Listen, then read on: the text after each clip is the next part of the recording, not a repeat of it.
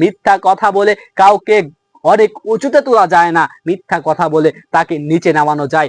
ইয়া ইবাদিয়াল্লাযীনা আমানু ইন্না আসসালামু আলাইকুম ওয়া রাহমাতুল্লাহি ওয়া বারাকাতুহু। আলহামদুলিল্লাহি ওয়াহদা, আসসালাতু ওয়াসসালামু আলা মান লা নাবিয়্যা বা'দা, আম্মা বাদ। সুপ্রিয় দর্শক মণ্ডলী, আপনাদের সকলকে স্বাগতম জানাচ্ছি ইসলামিক স্পার্ক ইউটিউব চ্যানেলের নতুন একটি ভিডিওতে। আজকের ভিডিওতে আমরা যেই জাল হাদিসটা নিয়ে আলোচনা করব সেটা হচ্ছে রাসূল সাল্লাল্লাহু আলাইহি ওয়াসাল্লামের উপর যখন আমরা দরুদ পড়ি তখন তিনি দেখেন এবং শুনেন। আসলে এর কোনো ভিত্তি আছে কিনা চলুন আমরা জেনে আসি। জানার পূর্বেই আগে সর্বপ্রথমে এই চ্যানেলটা সাবস্ক্রাইব করবেন এবং লাইক কমেন্ট করে নেবেন।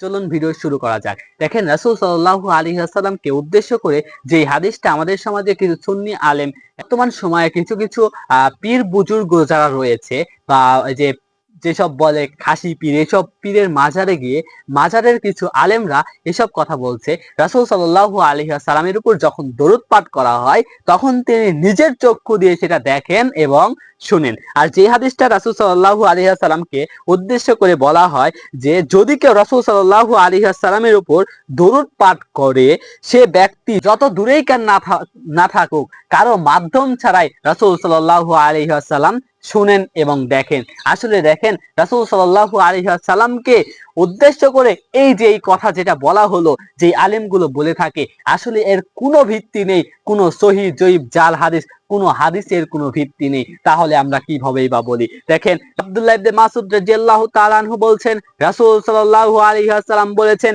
আসমানে কিছু ফেরেশতা সব সময় ঘূর্ণয়মান থাকে, মানে এক কথায় ঘোরাফেরা করে। কখন কোন ব্যক্তি আমার উপর দরুদ পাঠ করে সেই দরুদটা তারা আমার কাছে পৌঁছে দেয়। দেখেন এই হাদিসকে আমরা সরাসরি অস্বীকার করছি।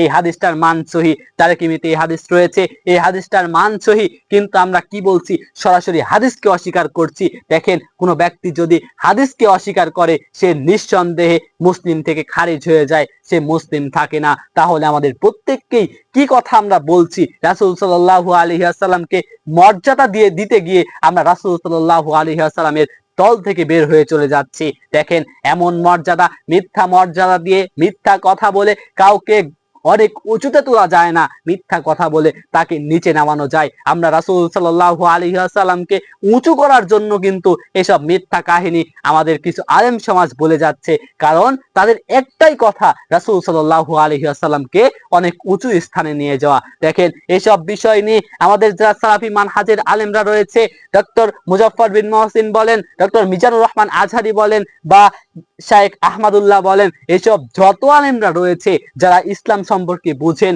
যারা হানাফি মাযহাবের বড় বড় আলেম রয়েছে, শাইখ আহমদুল্লাহ, তারা ইসলাম সম্পর্কে বুঝেন বিধায় তারা এসব নিয়ে কোনো কথাই বলেননি, কারণ এসবের কোনো ভিত্তি নেই। তারা কি বা বলবে? আমাদের সমাজে কিছু কিছু মানুষের মাঝে এইসব কথা প্রচলন হয়ে গেছে। আমাদের প্রত্যেককেই সহিহ হাদিসের উপর আল্লাহ তাআলা যেন আমল করার তৌফিক দান করেন। সকলে বলি আল্লাহুম্মা আমিন। আল্লাহ তাআলা যেন আমাদের প্রত্যেককেই এসব জাল হাদিস থেকে বের হয়ে সঠিক হাদিসের উপর আমল করার তৌফিক দান করেন। সকলে বলি আল্লাহুম্মা আমিন।